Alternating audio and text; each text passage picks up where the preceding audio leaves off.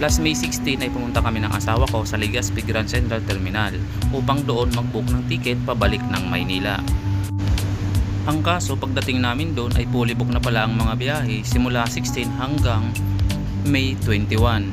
At dahil nga fully book na dito sa Legazpi ay napagdesisyon na namin na bumalik ng Sorsogon upang doon maghanap ng pwede masakayan na bus. At dito nga kami bumaba sa Kumadkad Castilla, Sorsogon dahil alam namin na meron ditong booking outlet ang DLTV ko. Bali pagdating namin dito sa Kumadkad ay nagtanong kami sa booking outlet kung may biyahe sila ng 17 kasi 17 ang alis namin galing dito sa Bicol pa balik ng Maynila. Buti nga nakapag-book kami ngayong araw, so biyahe namin ay 17. Ang naging pamasahe pala namin ay 1,400 sa hindi discounted at 1,200 naman sa mga discounted.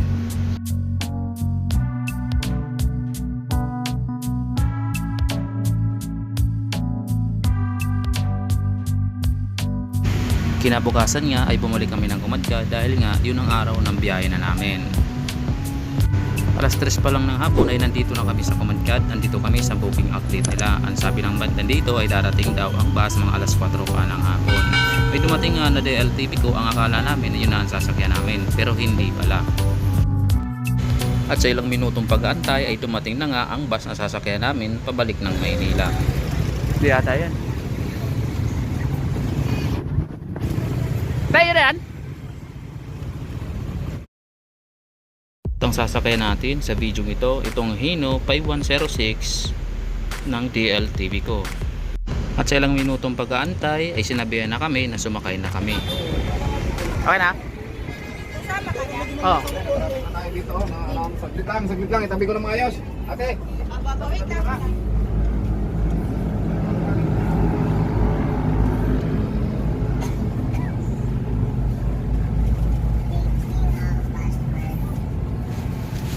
Actually guys, pagpasok namin ay napansin ko agad ang ganda ng interior design at nakatubay to seat configuration ito. Equipped siya ng aircon at may humble legroom at meron din siyang armrest. Ang buong akala ko nga dito ay wala itong charging cord pero napansin ng asawa ko na meron pala sa ilalim ng upuan. Siya nga pala mga idol ay hindi equipped ng CR ang bus na ito. At mga 4 PM ay umalis na din ang bus sa bayan ng Kumadkad.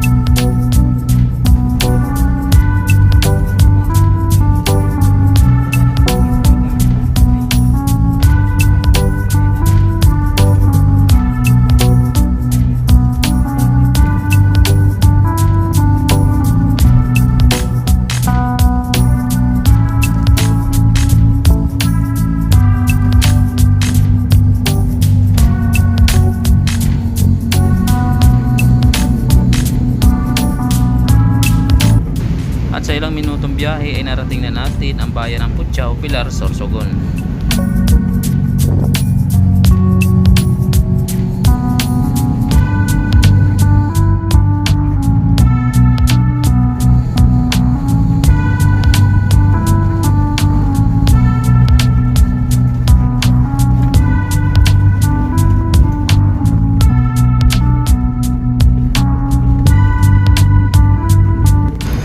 Actually guys, pag nadaanan nyo itong ginagawang kalsada rito, ibig sabihin yan ay malapit na tayo sa Daraga Albay. Alam ko sa lahat na nagra-rides patungong Visayas o Bicol, alam nyo naman siguro na taon-taon may inaayos na kalsada.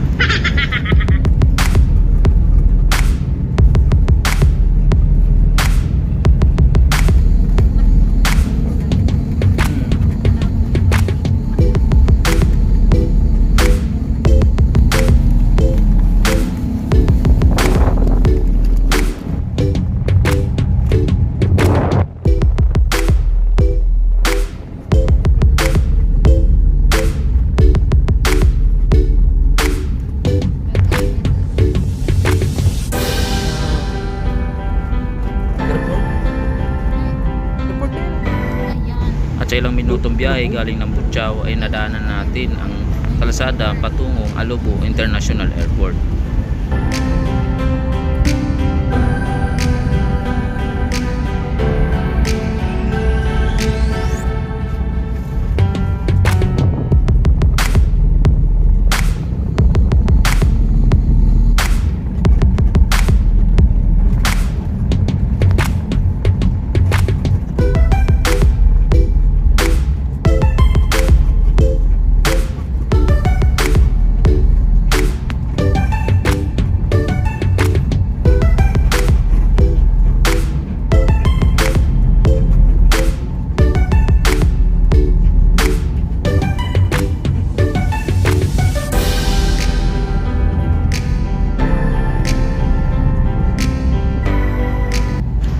At ngayon naman ay narating na natin ang bayan ng Daraga Albay.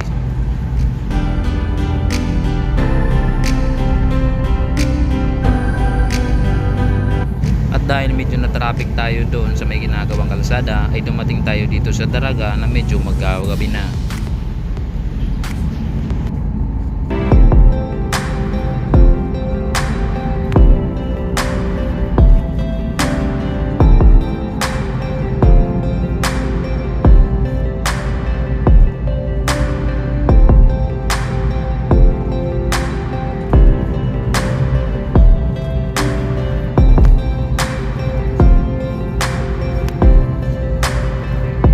At pagdating nga ng Banyag Daraga ay medyo na traffic tayo dahil meron ngang Santa Cruzan dito at katapusan ata ngayong pangbiyahe namin.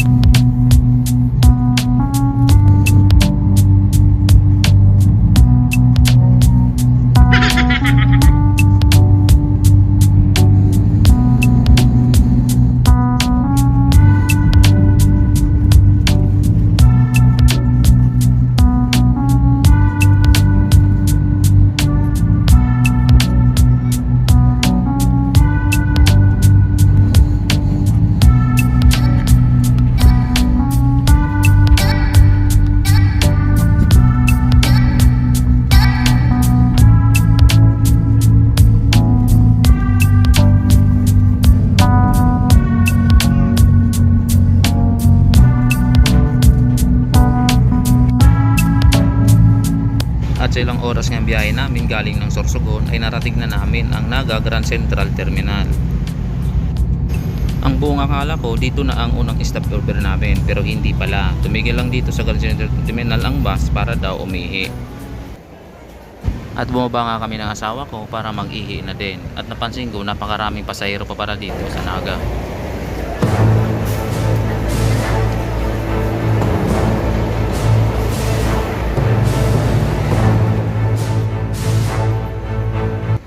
At pagtapos nga naming umihi ay bumalik na kami sa bus dahil aalis na daw ang bus.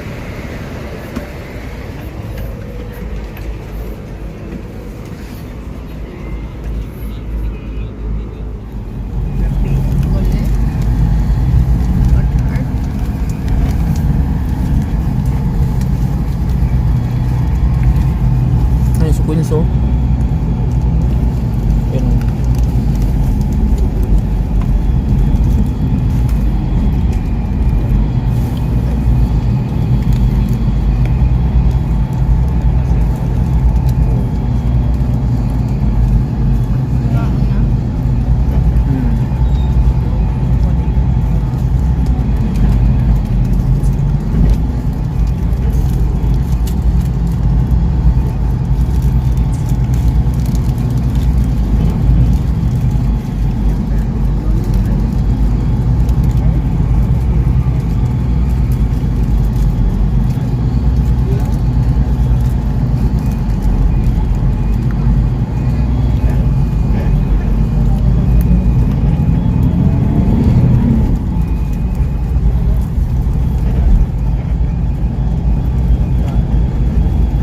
Yung pala mga PE, no?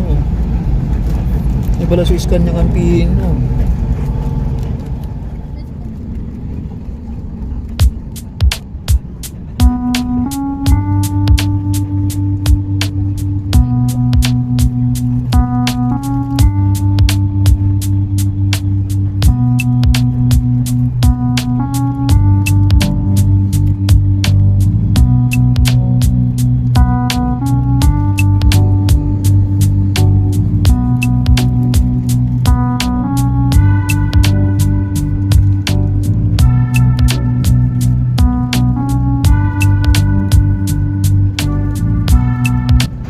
Paglabas namin ng terminal ng Naga, nagtaka ako kung bakit tumigil.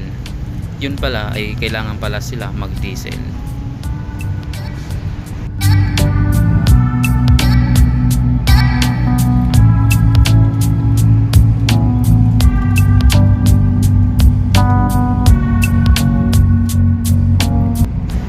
At pagtapos nga ng ilang minutong pag-diesel, ay diretso na kami biyahe.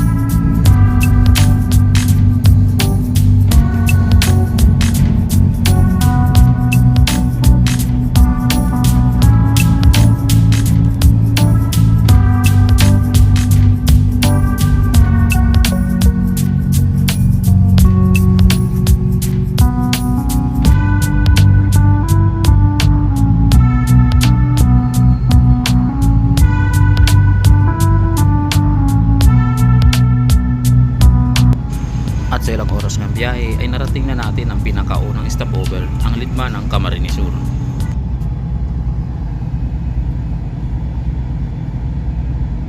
Baka digdi. Yan, mga DLTV, oh. Hindi ako ito. Gusto mo berninda. Ha?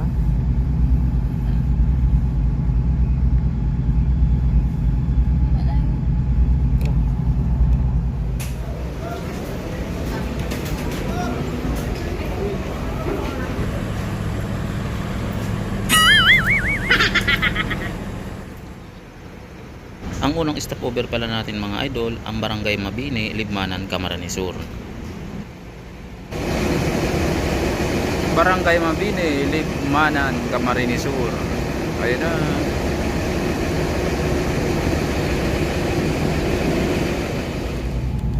Pagkalimbas nga ng 30 minutes ay agad na rin umalis ang bus.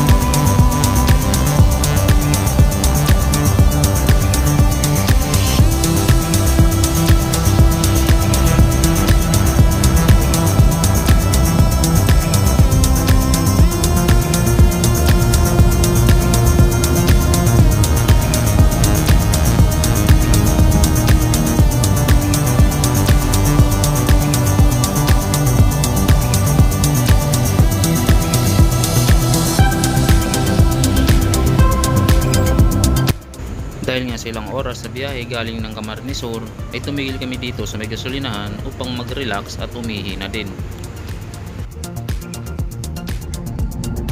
At dahil nga pinasya kong matulog muna dahil sobrang antok na ako, pagising ko ay malapit na pala mag-umaga.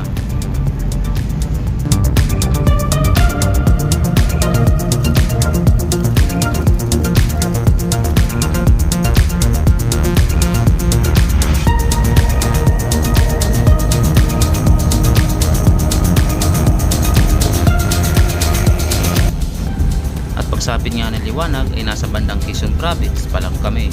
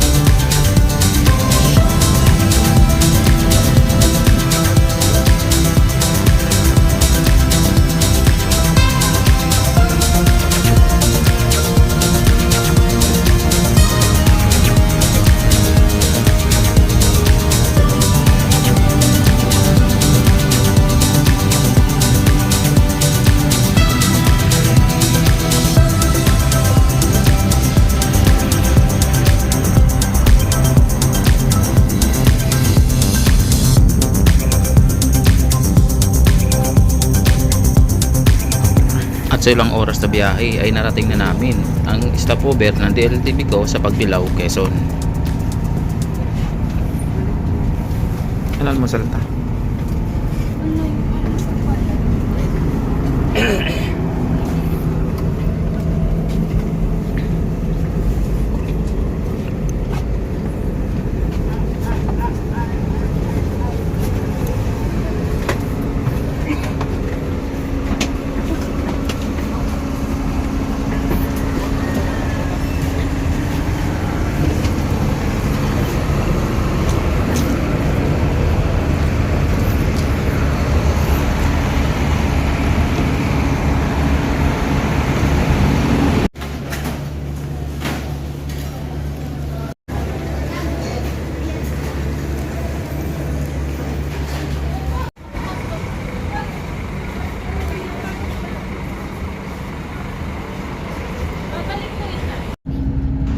At paglipas na ng kalahating oras ay agad na rin umalis ang aming bus.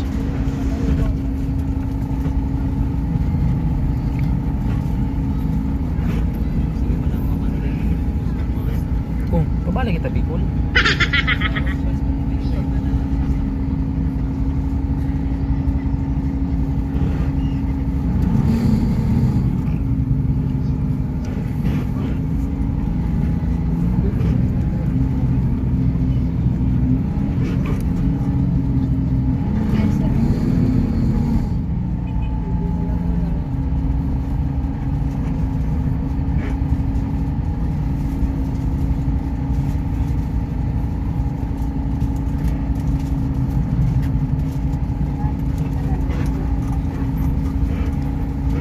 Nag-loss naman tapos nag-loading din.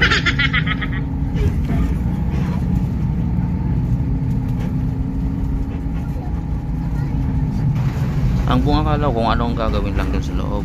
Narinig ko doon sa konduktor na magdi-diesel pala ang bus.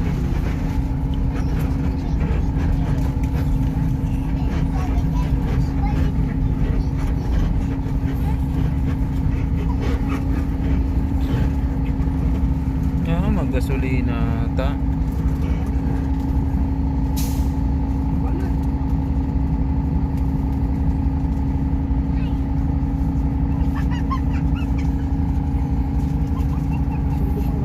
Yung pala hindi sa mga kinglong na nabigamit to.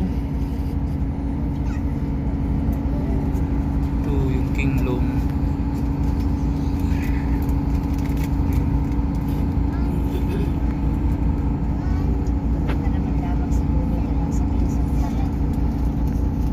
Kanya guys, so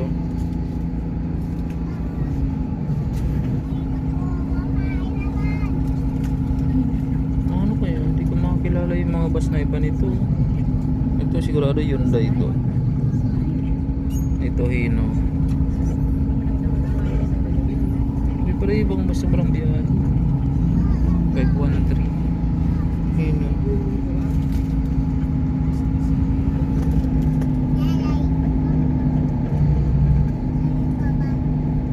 Mga lumang bus nandiyan pala, nakagarahe na.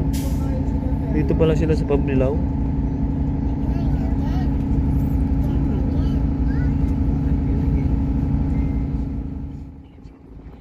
At sa ilang minutong pag-diesel ay dumiretso na ang bus sa biyahe namin.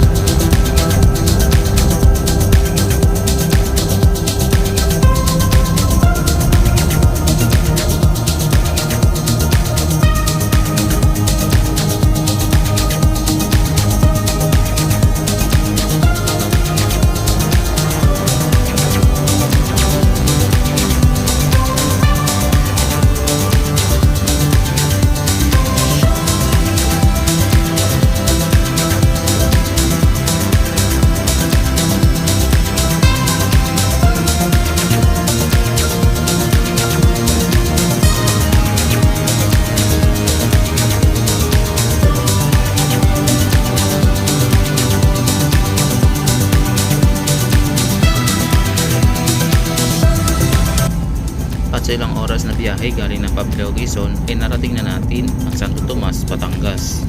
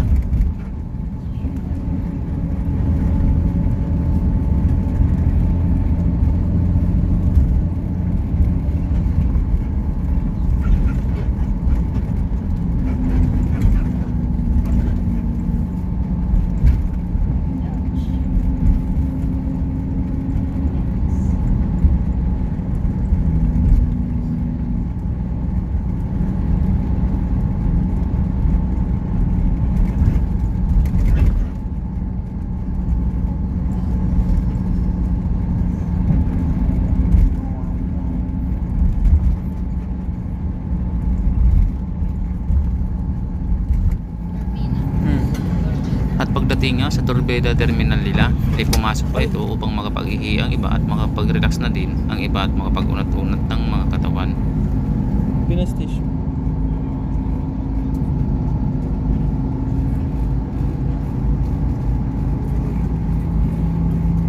Restroom.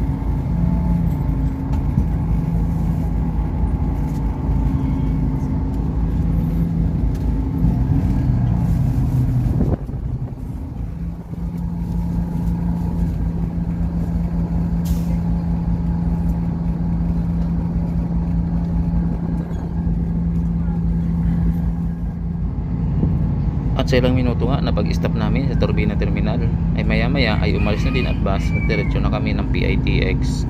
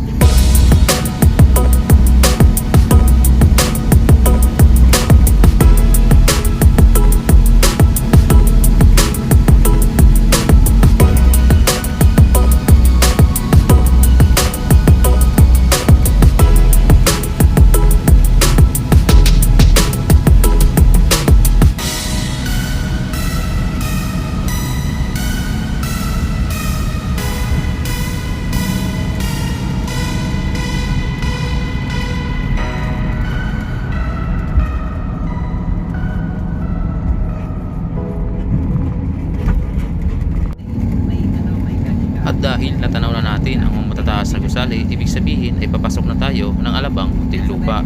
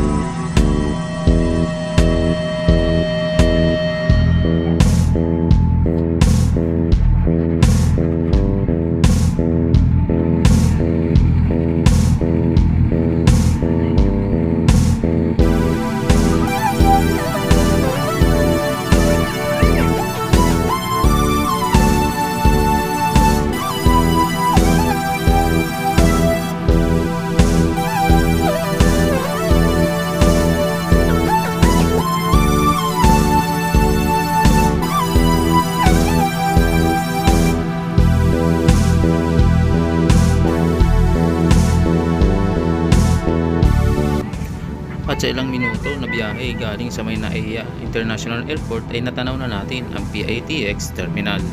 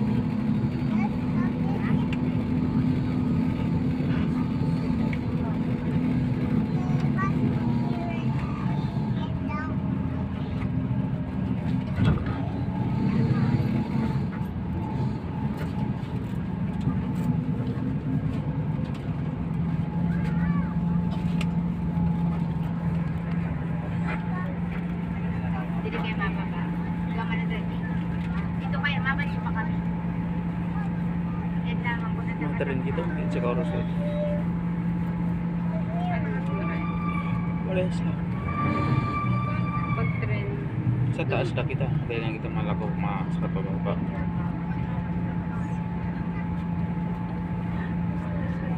Ano mo? May maray.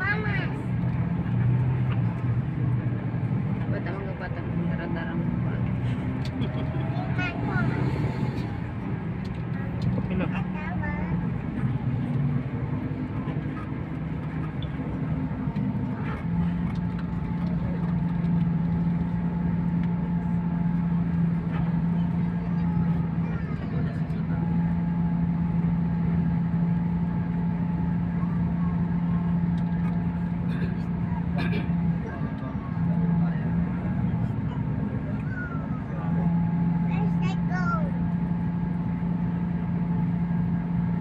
Dapat pa rin mabayan sa ulit.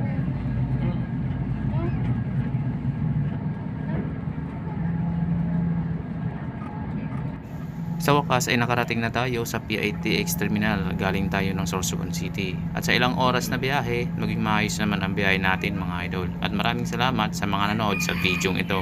Kung hindi pa kayo nakapag-subscribe, subscribe na po kayo kay Greg TV para sa more videos.